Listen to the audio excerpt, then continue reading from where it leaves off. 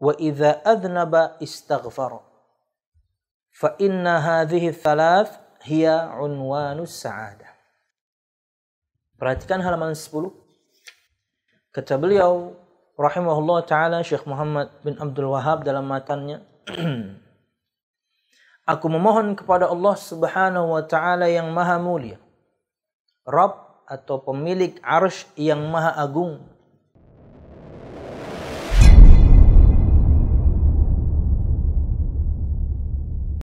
Assalamualaikum warahmatullahi wabarakatuh. Innal hamdalillah nahmaduhu wa nasta'inuhu wa nastaghfiruh wa na'udzu billahi min shururi anfusina wa min sayyiati a'malina. May yahdihillahu fala mudilla lahu wa may yudlil fala hadiya lahu. Asyhadu an la ilaha illallah wahdahu la syarika lah wa asyhadu anna Muhammadan abduhu wa rasuluh. Qala Allah Ta'ala fil Qur'anil Karim, a'udzu billahi minasy syaithanir rajim. Ya ayyuhalladzina amanu taqullaha haqqa tuqatih wa la tamutunna illa wa antum muslimun. يا أيها الناس اتقوا ربكم الذي خلقكم من نفس واحدة وخلق منها زوجها وبث منهما رجالا كثيرا ونساء واتقوا الله الذي تساءلون به والأرحام إن الله كان عليكم رقيبا. يا أيها الذين آمنوا اتقوا الله وقولوا قولا سديدا يصلح لكم أعمالكم ويغفر لكم ذنوبكم ومن يطع الله ورسوله فقد فاز فوزا عظيما. فإن أصدق الحديث كتاب الله وخير الهدي هدي محمد صلى الله عليه وسلم وشر الأمور محدثاتها فإن كل محدثة بدعة وكل بدعة ضلالة وكل ضلالة في النار أما بعد. Al-musyahidun al-kiram, para pemirsa yang dirahmati Allah Subhanahu wa ta'ala, alhamdulillah segala puji dan syukur marilah kita haturkan kepada Allah Subhanahu wa ta'ala. Kemudian salawat serta salam semoga selalu tercurahkan kepada junjungan besar Nabi kita Muhammad sallallahu alaihi wasallam, juga beserta para sahabatnya, keluarganya, dan segenap kaum muslimin yang selalu istiqamah berpegang teguh dengan Islam sampai hari kiamat kelak. Al-musyahidun al-kiram, para pemirsa yang dirahmati Allah Subhanahu wa ta'ala, melanjutkan pembahasan kita pada kitab Syarah Al-Qawaid Al-Arba' karangan Syekh Shalih Fauzan bin Abdullah Al-Fauzan hafizahullah ta'ala, dan masih pada muqaddimah Syekh Muhammad bin Abdul Wahhab, yaitu perkataan beliau berkaitan dengan doa yang beliau sampaikan untuk semua kita para penuntut ilmu, dan doa beliau yakni mencakup agar Allah Subhanahu wa ta'ala, beliau bertawassul kepada Allah Subhanahu wa ta'ala dengan menyebutkan asma dan sifat Allah Subhanahu wa ta'ala, kemudian menyampaikan doanya dengan agar Allah Subhanahu wa ta'ala menolong kita dunia dan akhirat, dan juga beliau mendoakan agar kita diberkahi dimanapun kita berada. Sebelum masuk pada bahasan selanjutnya berkaitan dengan tanda-tanda kebahagiaan dari yang beliau sampaikan pada muqaddimah yang agung ini, insyaallah siapapun di antara yakni pemirsa atau sebagian pemirsa, khususnya yang di Banjarmasin dan juga Banjarbaru dan Martapura, sudah mendapatkan buku Syarah Al-Qawaidul Arba' terjemahannya, maka yakni perhatikan halaman 10. Saya ingin rekap sedikit untuk doa ini, halaman 10. Beliau menyebutkan rahimahullah ta'ala, as'alullahal azim Rabbal 'arsyil karim ay yatawallaka fid dunya wal akhirah wa ay yaj'alaka mubarakan aynama kunta wa ay yaj'alaka mimman idza u'tiya syakara wa idza ibtuliya sabara wa idza adnaba istaghfara fa inna hadhihi thalath hiya unwanus sa'adah. Perhatikan halaman 10. Kata beliau rahimahullah ta'ala, Syekh Muhammad bin Abdul Wahhab dalam matannya, aku memohon kepada Allah subhanahu wa ta'ala yang maha mulia, Rabb atau pemilik arsy yang maha agung, agar senantiasa menolong dan membelamu di dunia dan di akhirat, menjadikan kalian seorang yang senantiasa diberkahi di mana saja kamu berada.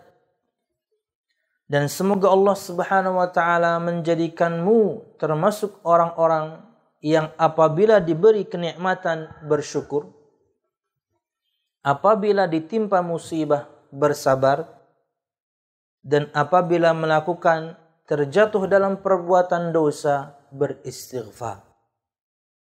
Sebab ketiga perkara itu adalah tanda-tanda kebahagiaan. Nah, pada pertemuan yang lalu kita telah menyebutkan keterangan Syekh Shalih Fauzan bin Abdullah Al-Fauzan berkaitan dengan yakni doa atau dua potongan doa. Yang pertama tentang pertolongan Allah Subhanahu wa taala yakni kepada kita di dunia dengan diberikannya kita taufik, dan pertolongan Allah Subhanahu wa taala ketika di akhirat dengan dimasukkannya semua kita insyaallah ke dalam surganya. Amin ya rabbal alamin. Dan kemudian doa beliau agar siapapun di antara kita para penuntut ilmu ini agar diberkahi dimanapun kita berada, dan diberkahi yakni segala sesuatu yang ada di sekitar kita. Beliau sebutkan di sini yakni diberkahi pada umur kita, diberkahi pada rizki kita, diberkahi pada ilmu yang kita dapatkan, dan kemudian diberkahi pada amal yang kita lakukan, dan juga diberkahi pada keluarga dan anak cucu kita, dan berkah selalu menemani kita dimanapun kita berada. Dan ini adalah kebaikan yang agung yang Allah Subhanahu wa taala berikan pada hamba-hambanya. Inilah doa Syekh yang tentunya kita telah menyebutkan pada pertemuan yang lalu, yang dinamakan dengan berkah itu adalah al-khairul katsir wa dawamuh, kebaikan yang banyak dan kontinu atau berkesinambungan. Umur panjang tapi amalnya baik, rizki banyak atau harta banyak tapi dibelanjakan dengan cara yang tepat, ilmu kemudian menuntut ilmu, mudah memahaminya, mudah mengamalkannya, selalu mengamalkan ilmu yang dia dapatkan, berkah. Dan juga kemudian keberkahan pada keluarga. Artinya sepeninggal kita, keluarga kita pun selalu mendapatkan kebaikan dari Allah Subhanahu wa taala, dan juga kemudian manfaat untuk kita yang sudah meninggal. Entah kemudian yakni anak yang saleh yang mendoakan kita ketika kita sudah meninggal, atau Masya Allah sebelum itu begitu banyak amal saleh dia berkaitan dengan hartanya, sedekah jariah, atau juga ilmu yang dimanfaatkan dengannya yang bermanfaat untuk orang yang sudah meninggal, padahal seharusnya pahala dia stop dengan dia meninggal. Tapi dengan jejak yang dia tinggalkan ini, meninggal dia tapi kebaikan dan pahala selalu bergulir kepadanya. Wallahu a'lam bishawab. Oke, masuk pada bahasan yang baru. Untuk siapapun yang sudah mendapatkan buku terjemahannya, perhatikan halaman 12. Perhatikan halaman 12. Masih berkaitan dengan doa Syekh yang agung pada muqaddimahnya. Kata beliau, qala wa ayyaj'alaka mimman idza u'tiya syakara. Doa Syekh yang ketiga setelah doa agar kita diberikan pertolongan dunia akhirat, agar kita menjadi orang yang diberkahi dimanapun kita berada.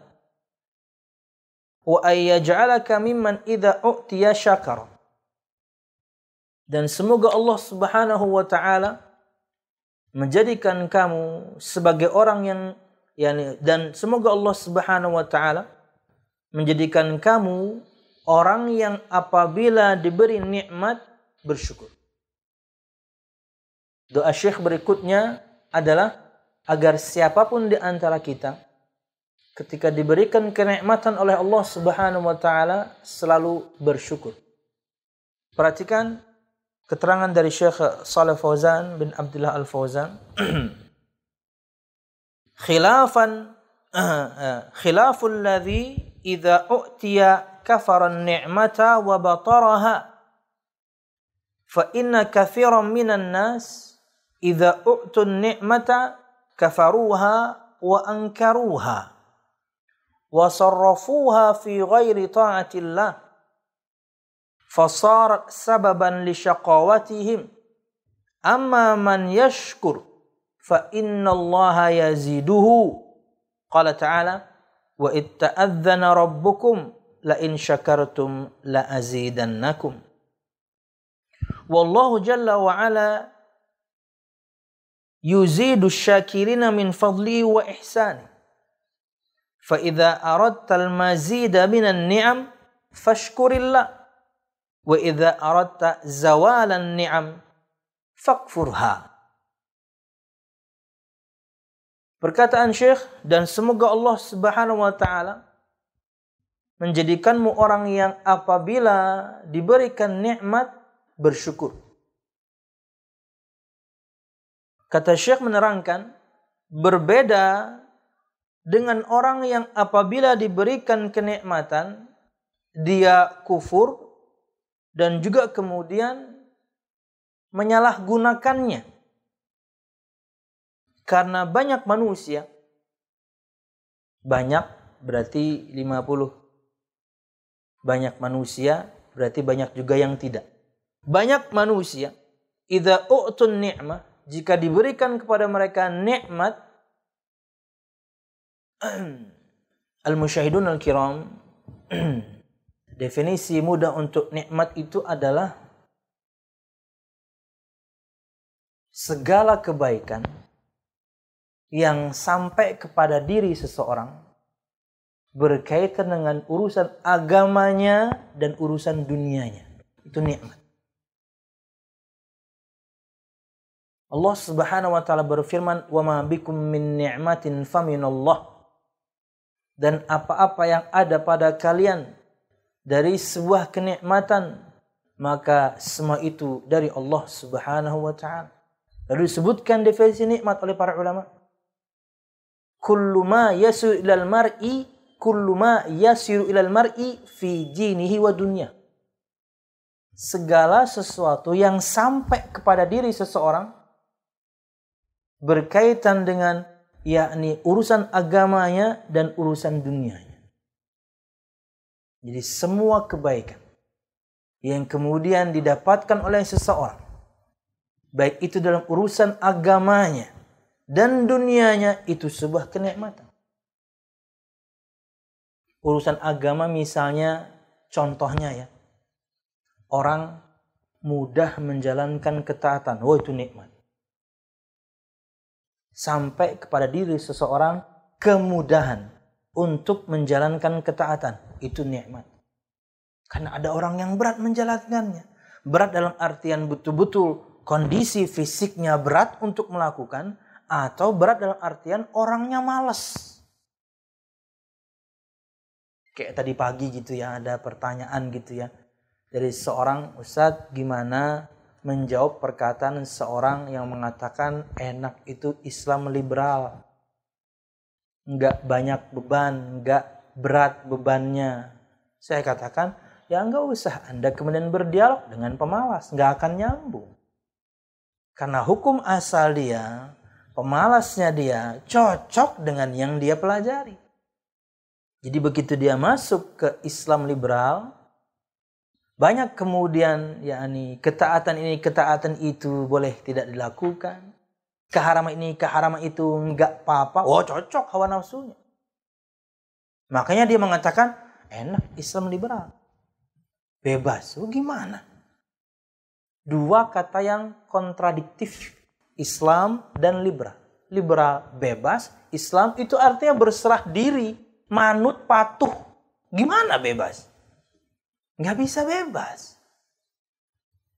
Kita ini diberikan kewajiban, diberikan taklif, tapi beban yang Allah Subhanahu wa taala berikan itu mudah. Beban yang Allah Subhanahu wa taala berikan itu banyak rukhsahnya, banyak keringanan-keringanannya. Beban iya betul, tapi bukan mustahil untuk dilakukan. Bisa kita melakukannya. Jutaan kaum muslimin bisa, kenapa ente nggak bisa? Anda saja kemudiannya malas, tapi kemudian ketika ketemu dengan pemahaman tertentu yang sesuai dengan hawa nafsu Anda, wah ini nih, ini enak nih Islam ini. Ini. Tidak begitu. Kata Nabi Muhammad SAW, huffatil jannah bil makarih. Surga itu diliputi dengan hal-hal yang tidak disukai hati dan jiwa. Di antaranya ketaatan. Berat. Capek. Tapi beban yang Allah Subhanahu wa taala berikan bukan beban yang mustahil. Bisa kok kita melakukan. Anda tinggal pilih. Wa huffatin nar bisyahawat, kata Nabi Muhammad, dan neraka diliputi dengan syahwat. Segala sesuatu yang berkaitan dengan nikmat yang masuk ke mulut, makanan, minuman, dan berkaitan dengan perut dan sekitarnya juga kemaluan. Enak-enak udah.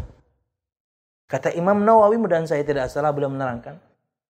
Jadi kata beliau, surga dan neraka ini layaknya satu ruangan yang tertutup tirai. Tirainya itulah kemudian yang menutupi surga itu begitu banyak hal-hal yang tidak kita sukai. Ketaatan, kewajiban ini, kewajiban itu, keharaman ini, keharaman itu. Berat aja.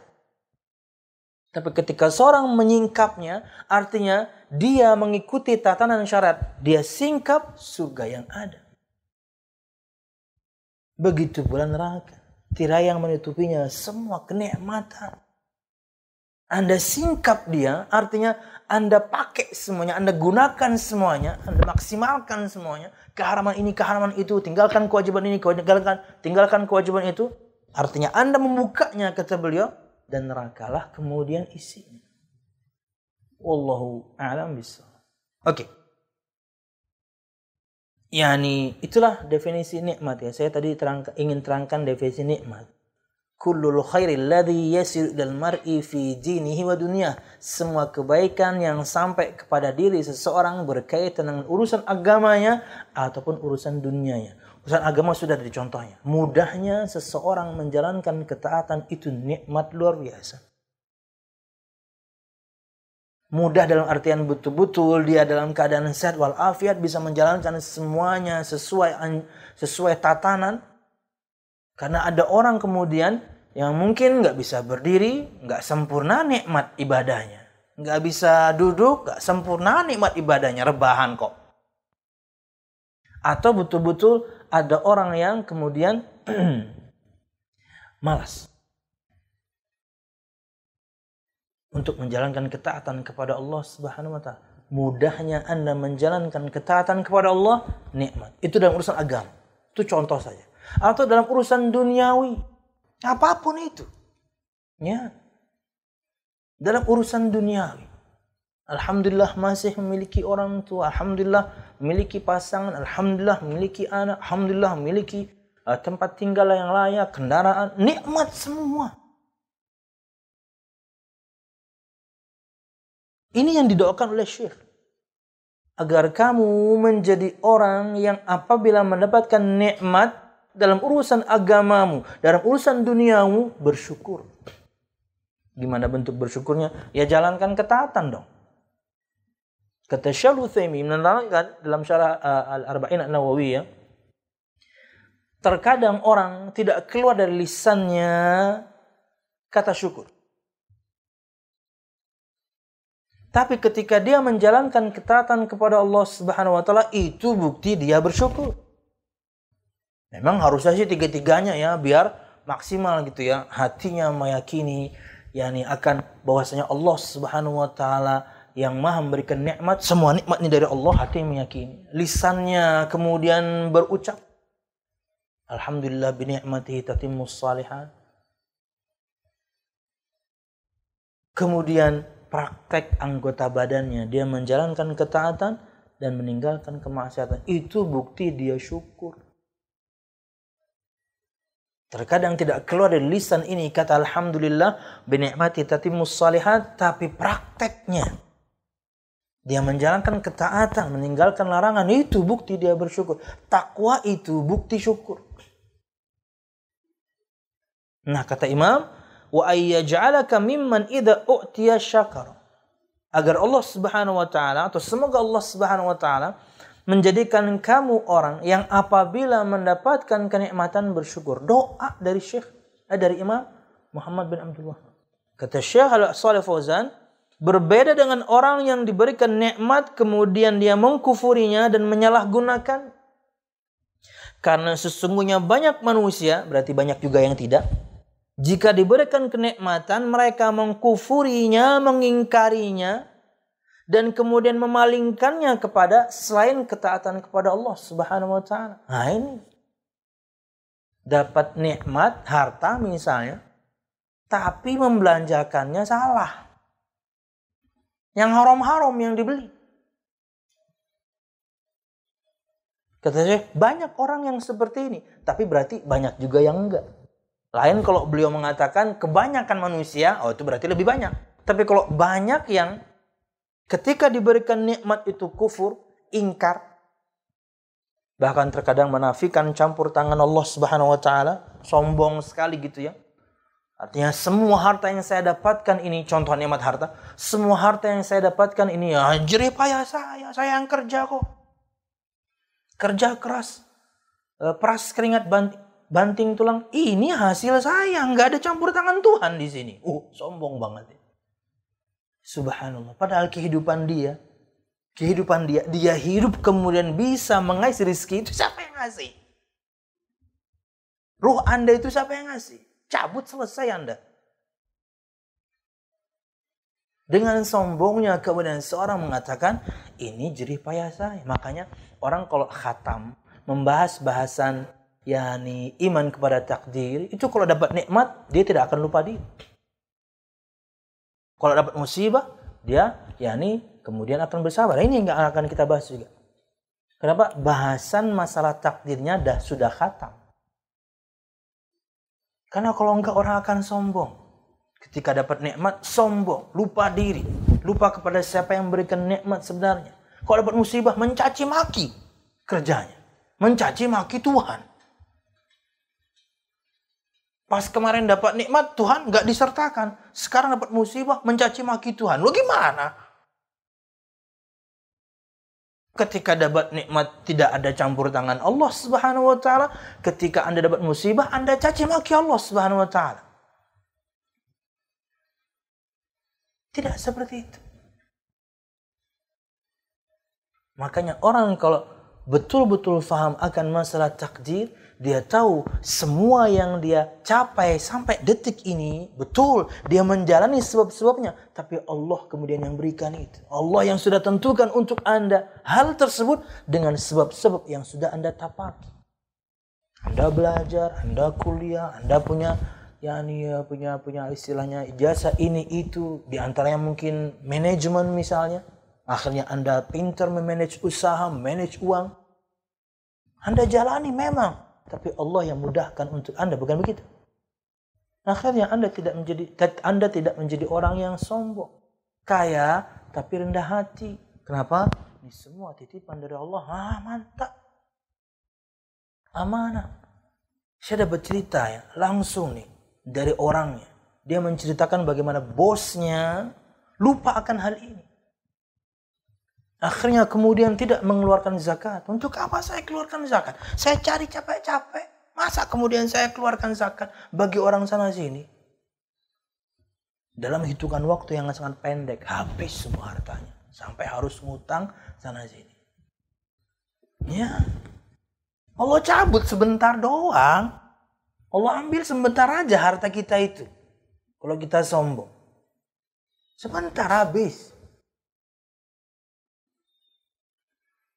Banknya kah tempat kita menyimpan misal dilikuidasi, kemudian nggak dibalikin? Atau dirampok kah misalnya? Macam-macam. Gampang bagi Allah mengambil sekejap jika kita sombong. Jangan. Syukuri. Dan kemudian tunaikan kewajibannya. Yang wajib sudah, tunaikan yang sunnahnya. Harta yang Anda bawa, harta yang semua kita akan bawa, satu-satunya kali yang lahat itu cuman kain kafan. Satu-satunya harta yang kita bawa ke kubur itu cuman kain kafan. Dan itu pun gak bermanfaat. Buat apa kain kafan? Semahal apa kain kafan kemudian yang kita miliki? Bisa kemudian nyogok malaikat mungkar nakir? Gak ada, gak bisa disogok. Yang kita bawa itu amal kita. Memang yang menggiring orang yang meninggal itu ada 3. Ada kata Nabi Muhammad, 2 akan kembali, 1 ngikut. Yang menggiring dia ke kuburan adalah 1 keluarganya, 2 amalnya, 3 apalagi itu? Teman-temannya ya. Ntar. Keluarganya, amalnya, yatba'ul mayyit. Lupa saya riwayatnya. Belum minum kayaknya. Dia kayaknya hartanya ya. Hartanya, keluarganya, amalnya. 2 balik. Keluarganya kembali. Hartanya balik. Bahkan mungkin istrinya. Kalau sudah habis idahnya dinikahin orang. Hartanya dibagi ke ahli waris. Yang ikut dia ke liang lahat. Hanya amal. Harta ada sih yang ikut, ya kain kafan itu doang. Kalau tidak dari sekarang kemudian kita beramal, kita nggak punya yang kita bisa bawa nanti. Wallahu a'lam bishawab. Lanjut ya. Karena sesungguhnya banyak orang apabila diberikan kenikmatan mereka mengkufurinya, mengingkarinya, dan memalingkannya kepada selain ketaatan kepada Allah. Makanya kita sebutkan di pertemuan yang lalu, ujian orang yang memiliki harta yang banyak itu berat. Kenapa? Yang mahal-mahal, tapi haram-haram dia bisa beli. Berat. Makanya harus berilmu. Agar kemudian tepat membelanjakan hartanya di jalan yang tepat. Nikmat dia di dunia dengan kekayaannya, meninggal pun hartanya kemudian masih mensupportnya. Kenapa? Dia belanjakan tepat kemarin. Sudah meninggal dia, harusnya pahalanya stop, mengalir terus, dia sedekah sana sini. Ini yang tepat. Kenapa? Karena belajar.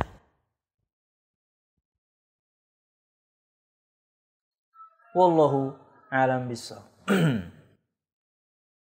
Sarrafuha fi ghairi ta'atillah. Mereka memalingkan nikmat tersebut di selain ketaatan kepada Allah Subhanahu wa ta'ala. Nikmat apapun. Nikmat kesehatan misalnya. Harusnya ketika kita mendapatkan kesehatan, maksimalkan dalam ketaatan. Karena sehat. Nikmat kesehatan, nikmat pasangan misalnya. Nikmat. Maksimalkan. Yang perempuan maksimalkan bakti Anda pada suami. Yang laki-laki maksimalkan tugas Anda sebagai laki-laki bertanggung jawab dan menafkahinya. Anda sebagai anak maksimalkan bakti Anda pada orang tua.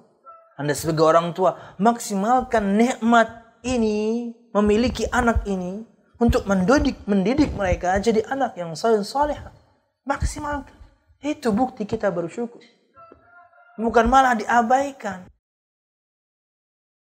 Sudah punya pasangan yang halal, selingkuh.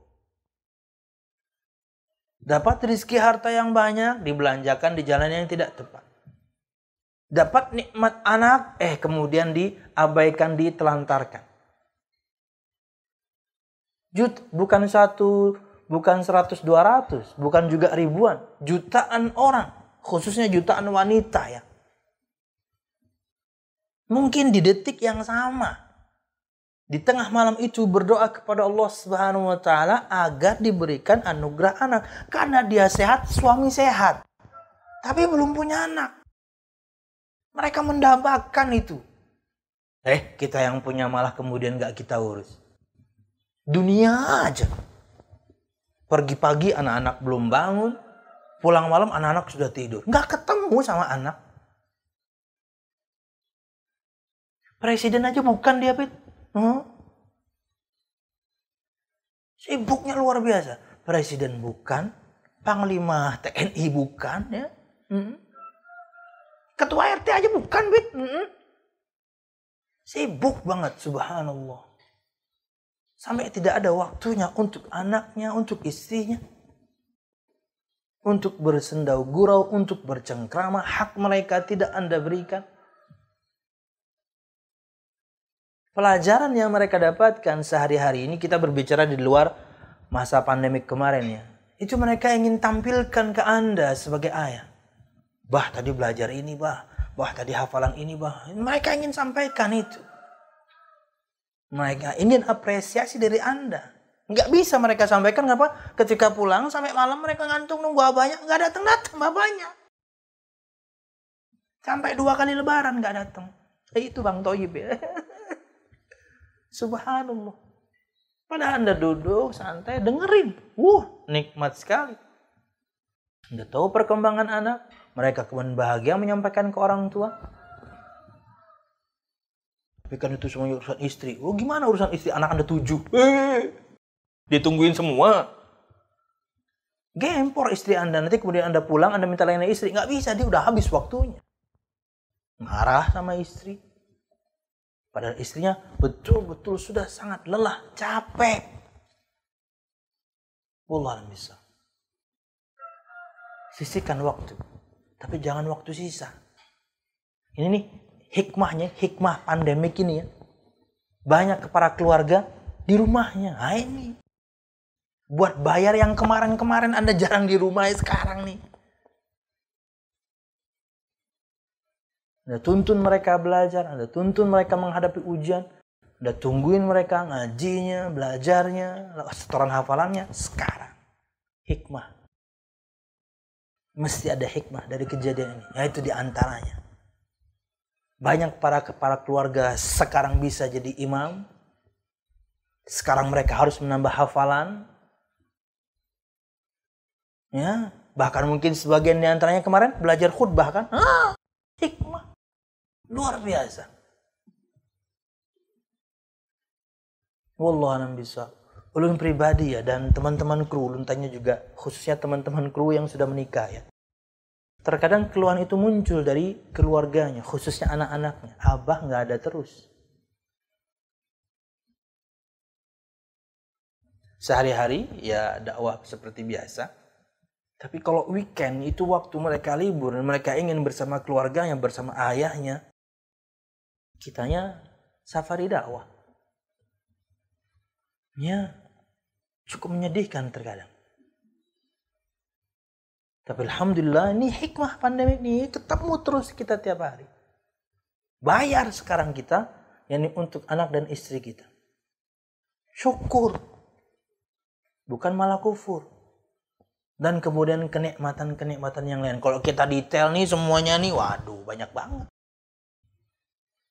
Nikmat memiliki penglihatan yang baik, dipalingkan kepada yang haram. Nikmat memiliki pendengaran yang baik, dipalingkan kepada yang haram. Lebih parah lagi, mata sudah nggak terlalu baik gitu ya, sudah pakai kacamata, minusnya tinggi atau plusnya tinggi, buat maksiat juga. Wah, kurang jelas nih katanya. Minusnya nambah, beli kacamata lagi, tapi buat maksiat. Waduh, kurang jelas nih gibahnya. Padahal sudah pakai alat bantu dengar. Beli lagi yang baru supaya volumenya bisa lebih kencang. Oh gitu ya. Wah, buat dengerin gibah doang. Ya Allah. Ini contoh-contoh mudah lah ya. Dan yang lain-lain di tubuh kita ini. Wa fi anfusikum afala tubsirun. Dan pada diri kalian tidakkah kalian melihat begitu banyak nikmat Allah Subhanahu wa taala yang harusnya kita syukuri. Apalagi yang namanya ruh di kandung badan, nikmat luar biasa. Masih ada umur untuk menjalankan ketaatan, masih ada umur untuk kemudian beristighfar dari semua kesalahan. Kita akan bahas juga, tapi kayaknya nggak selesai. Nah, kita baca ya, kalau nggak nanti kelamaan muqaddimahnya. Fasarat sababan li syaqawatihim, maka akhirnya ia menjadi sebab kesengsaraan mereka. Ya maksiat, gimana nggak sengsara? Nih di dunia maya kan sering ada challenge ini, challenge itu ya. Challenge melakukan hal ini, challenge melakukan hal itu, jogetan ini, jogetan itu. Coba Anda challenge diri Anda masing-masing atau diri kita semuanya. Challenge ketakwaan. Coba jangan sampai kemudian challenge-nya seminggu aja. Enggak, selama hidup. Jadikan itu challenge. Tantangan. Rasakan nikmatnya. Jangan challenge kemaksiatan. Kenapa? Anda akan merasakan akibat buruknya juga kok. Cepat atau lambat. Anda kira nggak berimbas pada kehidupan. Kemaksiatan itu. Rasakan. Tantang diri Anda masing-masing. Untuk yang baik tentunya. Untuk menjalankan ketaatan. Rasakan nikmat dan akibat dan imbas baiknya dari Allah Subhanahu wa taala. Karena Anda taat. Kalau sudah taat, kemudian Anda minta, dekat. Allah kenal siapa Anda. Minta apa? Kasih. Minta apa? Kasih. Anda dekat. Sehari-hari maksiat, ketika dapat musibah atau azab, lebih tepatnya azab, baru kemudian rujuk pada Allah. Siapa lu? Kemarin kemana aja? Kasarnya begitu. Tapi Allah yang gak kayak gitu. Anda bertobat, Allah suka. Kita bertobat, Allah cinta. Fasar sababan li syaqawatihim, maka akan menjadi sebab kesengsaraan mereka. Ya, maksiat itu menyengsarakan, cepat atau lambat. Apalagi yang sering kita bahas kemarin-kemarin ya. 2 pintu maksiat yang jika dilakukan Allah akan segerakan azabnya di dunia. Apa itu? Zalim dan durhaka. Apalagi misalnya zalimnya pada orang tua. Selesai Anda.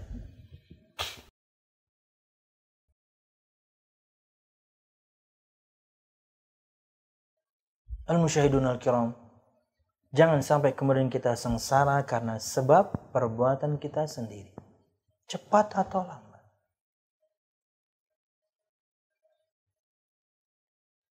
Contoh kasus misalnya, ya. Seorang suami mendapatkan, na'udzubillah, misalnya istrinya yakni berzina. Cepat atau lambat, ya tentunya yakni berakhir pada perceraian, karena tidak terjadi perceraian kecuali pasti ada dosa besar yang dilakukan oleh salah satu di antara mereka berdua. Itu pasti. Tidak terjadi perceraian kecuali mesti ada dosa besar yang dilakukan. Entah si suami, entah si istri. Dalam hal ini misalnya si istri. Na'udzubillah. Kehormatan perempuan setelah agamanya itu ada pada kemaluannya. Tidak dia jaga, nggak ada harganya udah. Berakhir cerai.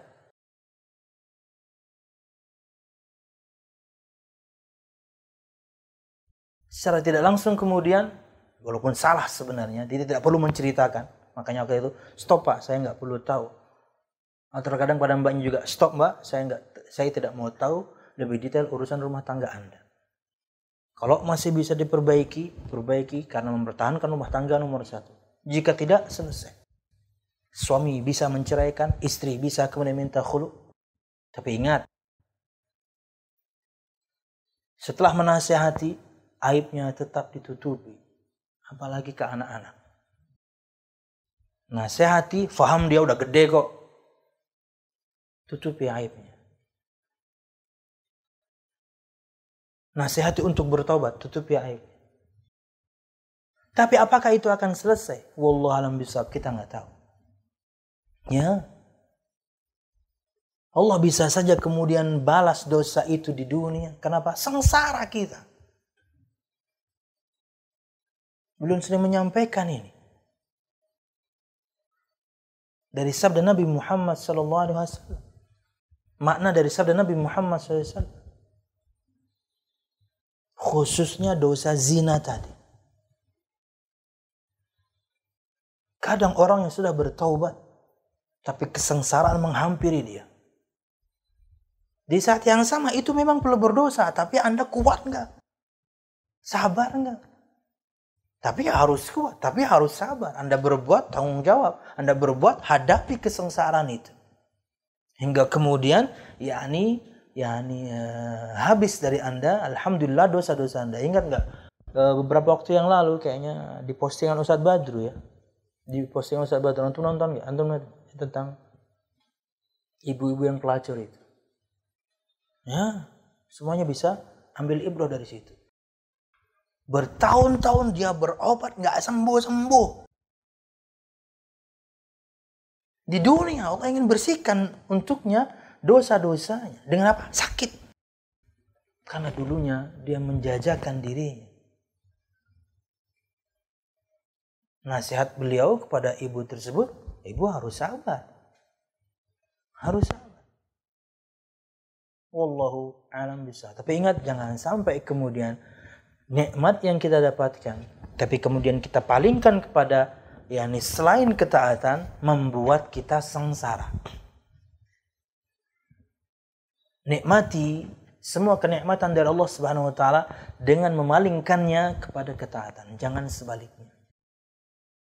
Sebaliknya kata Syekh, amma man yashkur, sedangkan orang yang bersyukur, fa innallaha yuziduhu. Sedangkan orang yang bersyukur akan nikmat Allah Subhanahu wa taala yang tentunya nggak bisa kita hitung. Nikmat Allah nggak bisa kita hitung. Saya sering sekali mencontohkan dengan nikmat gratisnya oksigen. Aduh, mahalnya luar biasa. Botol yang sering kita bawa tuh, Pit, yang Anda bawa di mobil tuh, yang tabung tuh, itu kan harga standar 50, tapi di tempat tertentu, apalagi rada jauh dari kota, 100.000 tuh.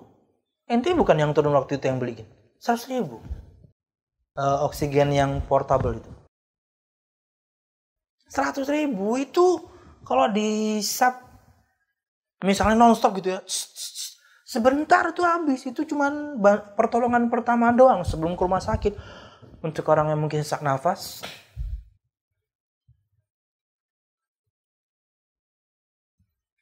mahalnya luar biasa. Atau tabung gas, tabung gas.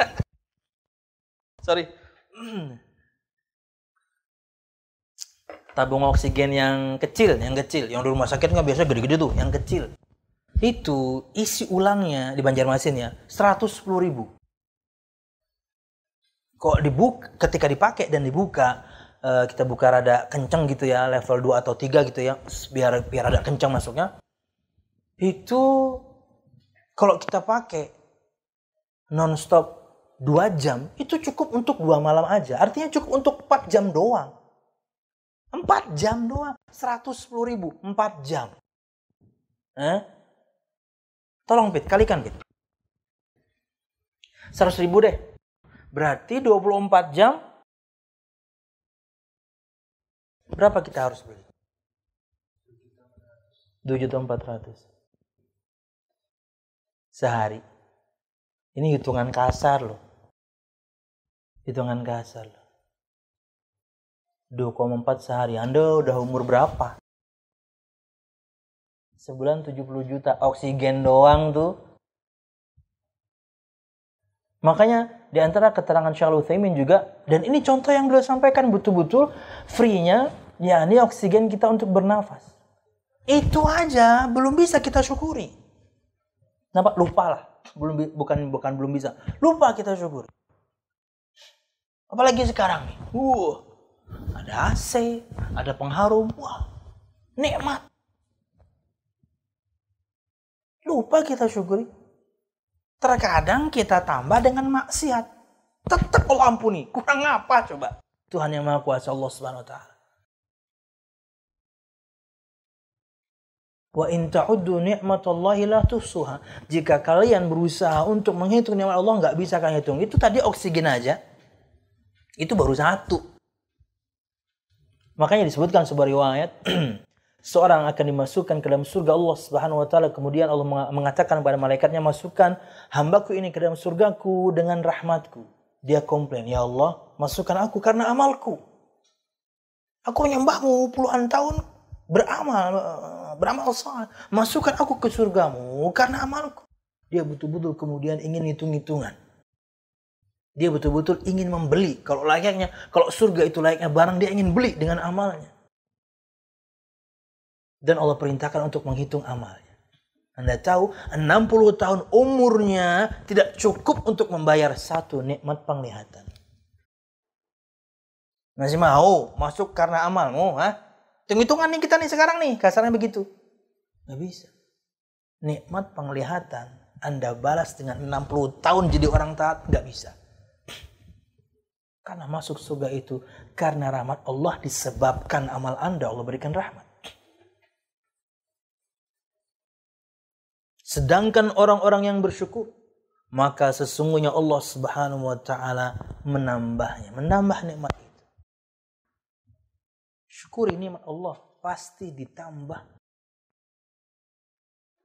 Berdasarkan firman Allah Subhanahu wa taala, wa itta'adzana rabbukum la in syakartum la azidannakum, dalam surah Ibrahim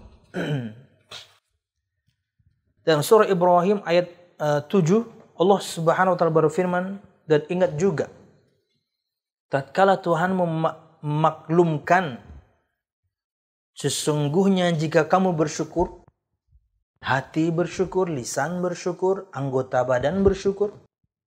Sesungguhnya jika kamu bersyukur akan semua nikmat, dalam urusan agama, dalam urusan dunia, semua nikmat kita bersyukur.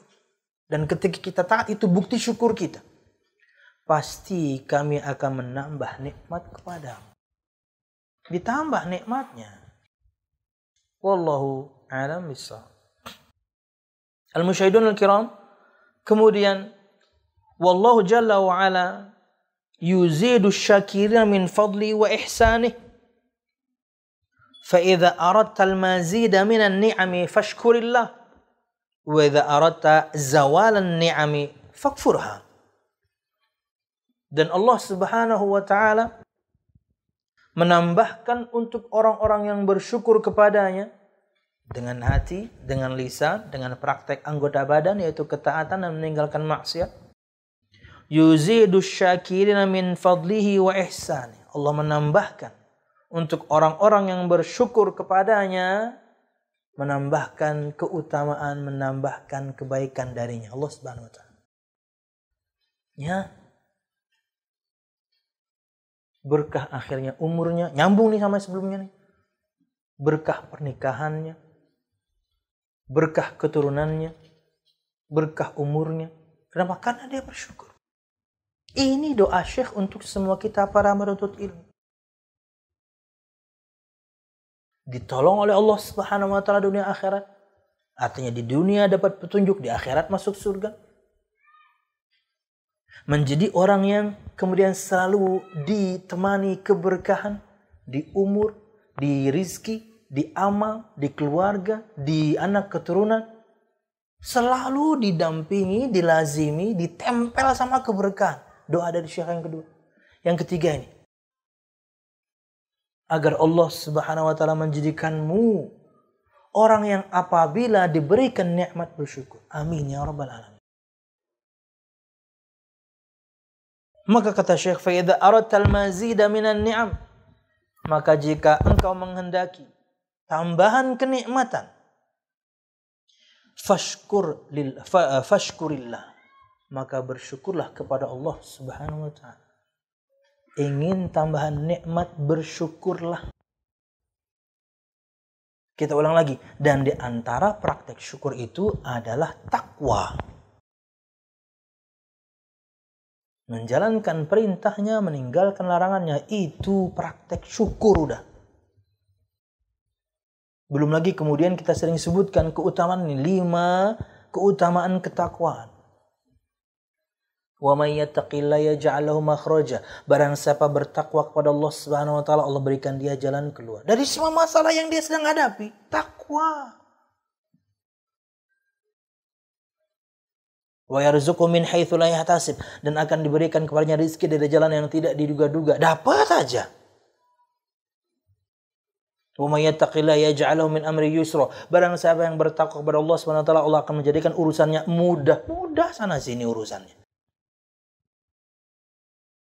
Wa may yattaqillaha yu'dhim lahu ajra. Wa may yattaqillaha yukaffir anhu sayyi'ati wa yu'dhim lahu ajra. 5 ayat pertama di surah At-Talaq. Barang siapa yang bertakwa kepada Allah Subhanahu wa taala, Allah akan mengampuni dosa-dosanya dan kemudian menambahkan yakni pahala untuknya. Takwa, dan takwa itu bukti kita bersyukur kepada Allah Subhanahu wa taala. Dan yang terakhir, wa idza aradta zawalan ni'mah fakfurha, dan jika engkau ingin menghendaki hilangnya kenikmatan tersebut, maka kufurilah nikmat Allah Subhanahu wa taala. Tentunya ini tidak kita lakukan. Anda semua kita punya pilihan, dan kita memilih untuk menjalankan ketaatan, kita memilih untuk bertakwa kepada Allah Subhanahu wa taala. Wallahu a'lam bissawab. Inilah salah satu di antara 3 tanda-tanda kenikmatan, tanda-tanda kebahagiaan. Apa itu? Dapat nikmat, bersyukur. Wallahu a'lam bissawab. Ini bisa kita sampaikan dan bermanfaat. Salah dan khilaful, mohon maaf. Mudah-mudahan kajian kita diberkahi Allah Subhanahu wa taala. Amin ya rabbal alamin.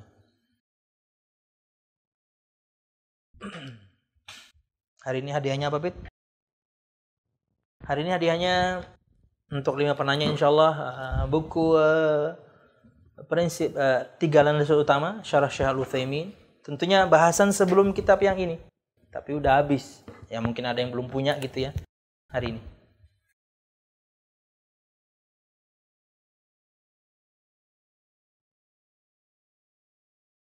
Untuk siapapun di antara pemirsa, khususnya yang di Banjarmasin, yang belum dapat buku ini, insyaallah kita lagi berusaha untuk pesan lagi. Tapi saya belum dapat infonya apakah masih ada stoknya.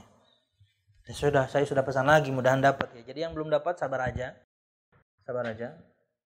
Yang di Banjarbaru Martapura silahkan ke Mbak Mirza, kayaknya masih ada di Mbak Mirza. Tapi kalau yang di Banjarmasin kayaknya udah habis. Oke.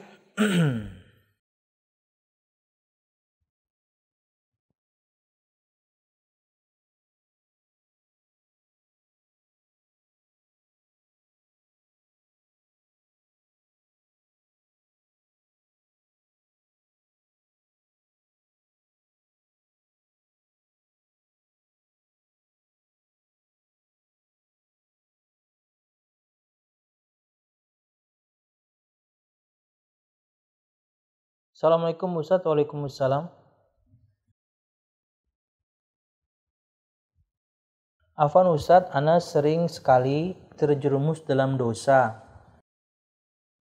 Tapi di sisi lain ana juga berusaha untuk selalu taat. Terbersih dalam hati ana, apakah ana termasuk orang munafik?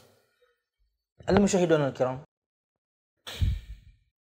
Kalau yang dimaksudkan dengan kemunafikan keyakinan, tentu tidak ya. Kemunafikan besar atau kemunafikan keyakinan, tentu tidak. Itu adalah orang yang memperlihatkan keislaman tapi aslinya kafir. Itulah yang diancam dalam firman Allah Subhanahu wa taala. Itulah yang diancam oleh Allah Subhanahu wa taala dalam firman-Nya, innal munafiqina fid darkil asfali minan nar. Sesungguhnya orang-orang munafik itu munafik keyakinan, munafik besar, di keraknya api neraka Allah Subhanahu wa taala. Dan jangan gunakan ayat itu untuk munafik kecil dan munafik amal. Itulah yang disebutkan dalam sabda Nabi Muhammad SAW, tanda-tanda munafik ada 3. Nah itu. Jangan gunakan ayat ini ke situ. Ini munafik besar keyakinan, ini munafik kecil amalan. Jika berbicara dusta, jika berjanji,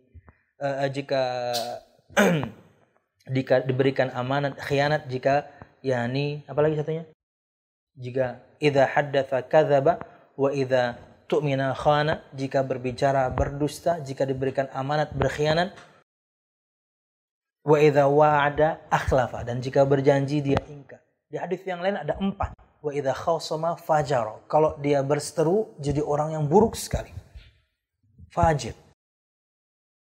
Wallahu a'lam bishawab. Nah, berkaitan dengan semua kita melakukan dosa, semua kita melakukan dosa.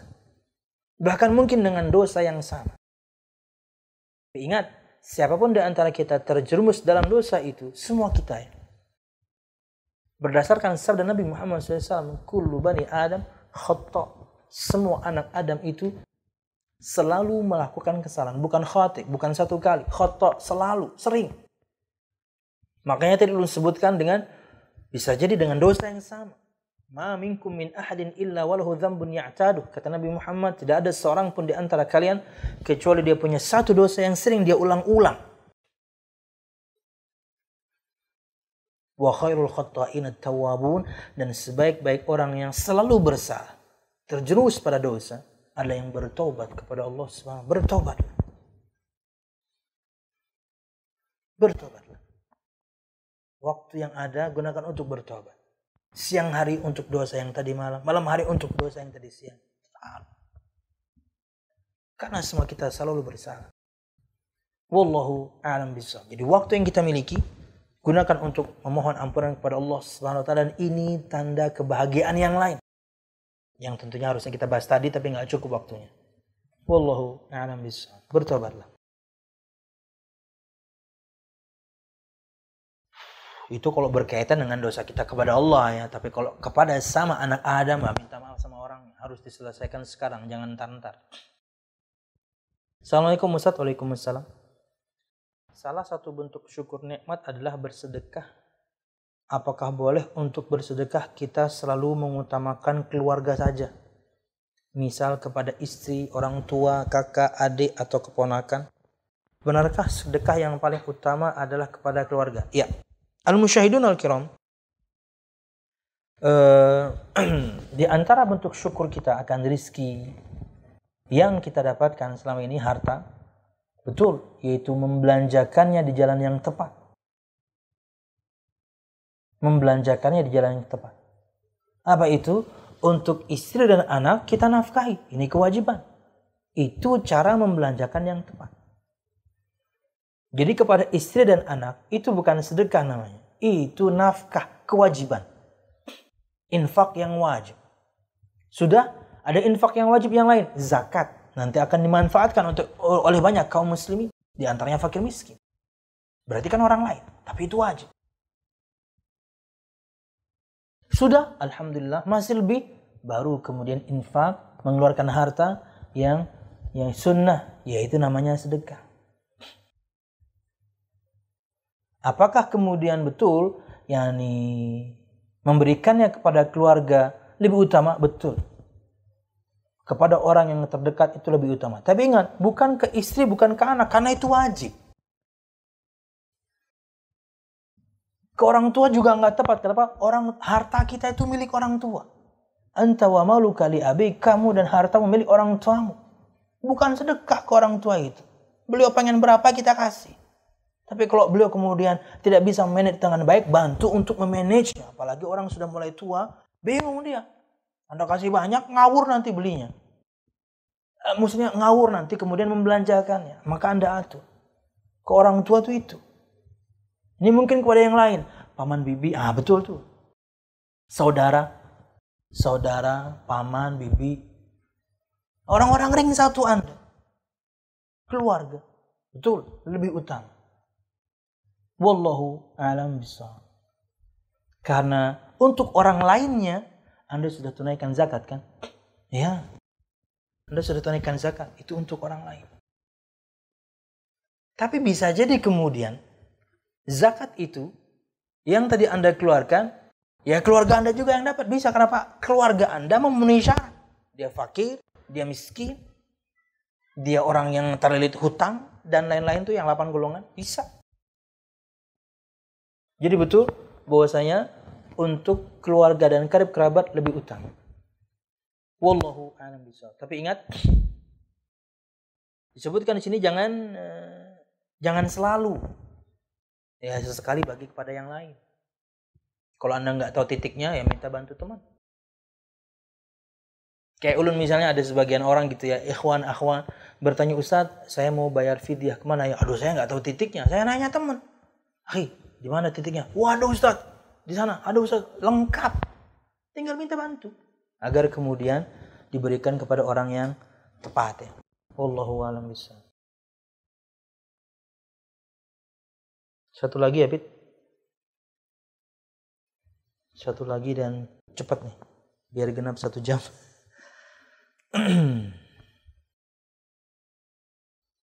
Assalamualaikum warahmatullahi wabarakatuh. Waalaikumsalam. Dari pemirsa Radio Gema Madinah, Masya Allah. Oh iya ya, ini direlay Gema Madinah ya, lupa. Ulun ingin bertanya bagaimana kiat-kiat memperbaiki niat dalam beramal soleh. Terkadang kita lupa untuk meniatkannya agar mendapatkan pahala. Jazakumullah khairan. Al-musyahidun al-kiram, jazakumullah khairan, barakallahu fikum untuk Ustaz dan kru. Amin.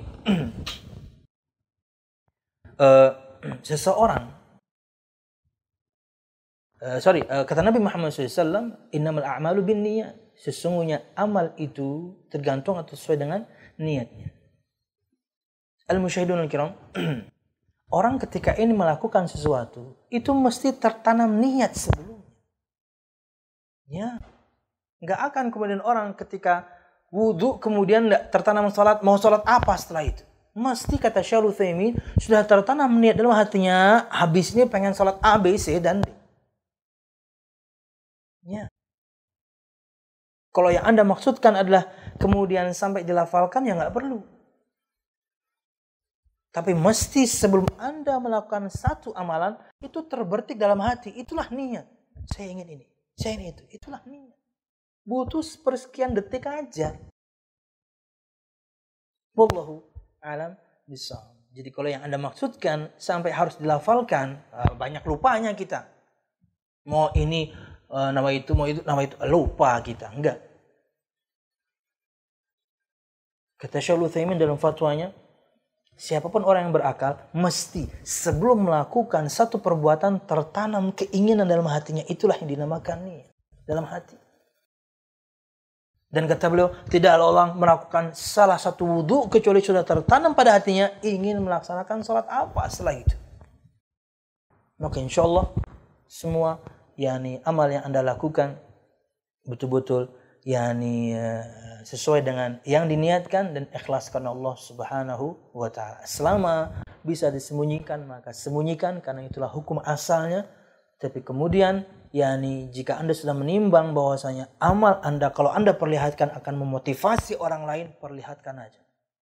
Terlepas dari amalan-amalan yang memang harus diperlihatkan karena mungkin dia adalah syiar Islam.